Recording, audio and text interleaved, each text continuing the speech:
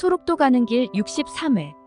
박효숙은 펄펄 날뛰는 아들의 모습이 어이없다는 듯 바라본다. 대체 내 말이 뭐가 그리 해롭다는 것이냐?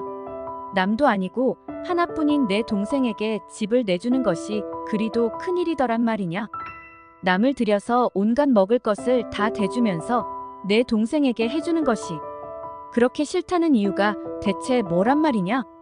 어머님, 그렇게 말씀을 하시면 안 됩니다. 지금 그 사람들 어디 공짜로 있는 사람들입니까? 우리 집에서 일을 하고 있는 사람들입니다. 그만한 값어치는 하고도 남는 사람들이지에. 지욱의 화를 가라앉히려고 순영이 나선다. 그렇게 하지 않아도 얼마든지 일하는 사람들이 많다.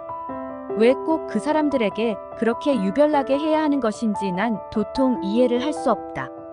어머님이 이해를 하지 않으셔도 됩니다. 누가 남의 집 일을 새벽 4시부터 잠도 자지 않고 일을 한다고 합니까?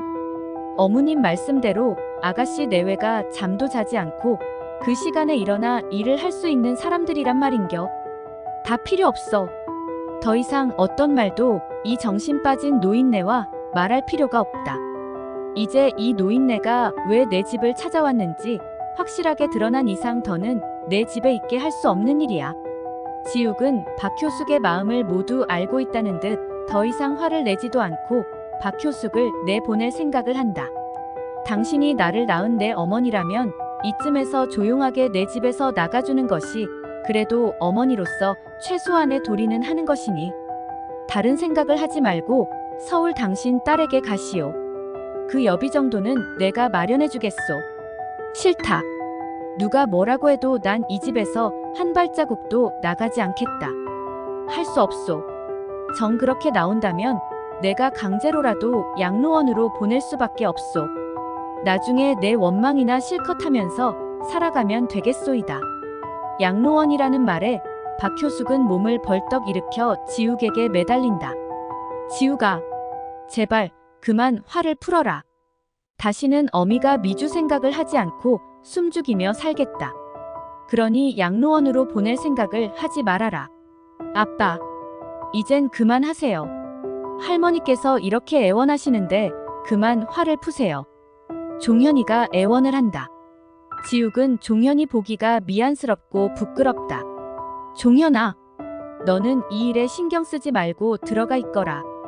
아빠와 엄마는 더 이상 말도 되지 않는 할머니의 억지에 당할 수만은 없는 일이다. 아빠, 그래도 아빠를 낳아주신 할머니시잖아요. 아빠가 버림을 받으셨다고 할머니를 내칠 수는 없는 일입니다.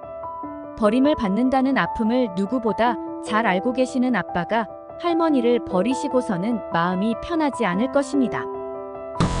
지욱은 종현이의 말에 반박할 말을 찾지 못한다. 어린 자식이 버림받았다는 아픈 상처를 안고 살아가고 있다는 생각을 하니 더욱 할 말이 없어지는 것이다. 애비야, 이 애미가 잠시 내 생각을 하지 않고 미주만 생각했던 것을 용서해라. 다시는 그런 일이 없도록 할 것이니 그만 화를 풀고 용서해라. 지욱은 더 이상 자신의 고집대로 밀고 나갈 수 없음을 깨닫는다. 종현이가 보는 앞에서 내쫓을 수는 없는 일이었다. 좋습니다. 이번에는 종현이가 있어 한 번은 참습니다. 더 이상 내 집에 미중가 뭔가 하는 인간들 모습이 보이는 날이면 종현이가 있다 해도 더 이상 참지 않습니다. 또한 내 집 일에 아무런 간섭을 하지 마세요. 이곳은 이 사람과 둘이서 맨주먹으로 일군 우리들의 터전입니다. 아무도 그 누구도 이곳에 와서 함부로 간섭을 하려 든다면 절대로 용서하지 않을 것입니다. 그래, 다시는 그 애들을 오지 못하게 하겠다. 박효숙은 급한 나머지 지욱이 하자는 대로 다 하겠다는 약속을 한다. 지욱은 종현이를 데리고 밖으로 나간다. 어제 집에 도착을 하자마자 마음의 상처를 받았을 종현이와 이야기를 나누고 싶은 마음이었고 자신의 마음도 추스르기 위함이다. 그렇게 지욱이 종현이를 데리고 나가자 비로소 순영은 숨통이 트이는 것만 같아 깊은 한숨을 내쉰다. 에효, 내가 늙음하게 자식에게 이 무슨 고역이란 말이냐? 아무리 애미를 싫어한다고 툭하면 나가라는 말을 하고 있으니 참으로 이 질긴 목숨이 모질기도 하다. 박효숙은 지욱이 나가고 없자 순영을 상대로 분풀이를 하려든다. 순영은 대꾸조차 하지 않는다. 시어머니를 상대로 말대답을 할 수 없는 일이라고 생각하면서 순영은 작업장으로 나간다. 마음이 어수선하고 불편할 때는 그저 일에 파묻히는 것이 제일 좋은 방법이라는 것을 순영은 터득하고 있었다. 유여인은 슬그머니 자신의 집으로 가서 진한 차를 만들어 가져온다. 한 잔 드세요. 마음이 조금 가라앉고 기분도 나아지실 것입니다. 순영의 기분이 어떠할 것인지 잘 알고 있는 그들이었다. 고맙습니다. 종현이가 참으로 의젓하고 대견스럽네요. 그렇지요. 우리 종현이가 참으로 많이 컸고 속이 무던히도 깊은 것이 대견스럽기도 하지만 한편으로는 마음이 아프네요. 하지만 그런 마음을 가지기가 쉬운 일이 아니지요. 철부지 어린아이로만 생각했더니 참으로 속이 깊고 생각이 깊습니다. 정말 잘 키우셨습니다. 유여인은 종현이가 참으로 어른스럽다는 생각을 한다. 아직 어린아이로만 알았던 종현이가 어른스러울 정도로 속이 깊다. 순영은 모든 것을 생각하지 않기로 한다. 시어머니의 횡포가 오늘의 일만은 아니지만 종현이를 그렇게 생각하고 종현이가 듣는 데서 함부로 말씀을 하시는 것에 대해서 너무 화가 나는 순영이로서는 마음을 다스릴 수가 없었다. 사모님, 세상 노인들 마음이 다 그런 모양입니다. 못 사는 자식이 있으면 그 자식에게 어떻게 하든 더 해주고 싶은 것이 세상 노인들이고 어머니 마음이 아니겠는지요? 그런 어머니 마음을 왜 우리 종현 아버지에게는 쓰지 못하시는 것인지 정말 이해가 되지 않으니 내 마음이 옹졸한 모양입니다. 순영은 쓰게 웃음을 웃는다. 집안은 한동안 조용하다. 박효숙 여인은 더 이상 아들의 마음을 상하게 해서는 이 집을 쫓겨난다는 위기의식을 느꼈던지 아무런 참견도 하지 않고 죽은 듯이 조용하다. 종현이는 집으로 돌아와 새벽이면 부모님이 일어나시는 시간에 일어나 양계장으로 들어가 일손을 꺼든다. 지욱과 순영이 아무리 말려도 종현이는 자신의 조그만 힘이라도 보태어드리고 싶은 마음이다. 종현아, 내가 돕지 않아도 된다. 잠을 더 자고 충분한 휴식을 취한 다음에 공부를 해야지. 지욱은 그런 종현이가 안쓰럽다. 아무리 어른스럽다고는 해도 이제 15살인 종현이다. 아직은 부모에게 철없이 응석을 더 부려도 좋을 나이인 종현이는 응석은커녕 어떻게 해서라도 부모의 마음에 들 생각만 하는 아이 같아서 참으로 마음이 아파온다. 아빠, 저는 언제든지 그 시간이면 일어나 공부를 해요. 그래. 그렇다면 집에서도 공부를 하렴. 아빠, 집에서는 공부할 시간이 얼마든지 있으니까 그 시간에 아빠, 엄마와 함께 일을 하면서 보내는 시간이 제겐 참으로 좋은 시간입니다. 그동안 떨어져 보내는 시간을 이렇게 조금이라도 만회를 하고 있다는 생각도 들고 아빠와 엄마를 도와드렸다는 생각만으로도 행복합니다. 그래도 아빠와 엄마는 우리 아들이 아직은 철부지로 다른 아이들처럼 철없이 응석을 부리는 것이 더 좋다. 세 식구는 그렇게 새벽 시간을 행복한 마음으로 일을 한다.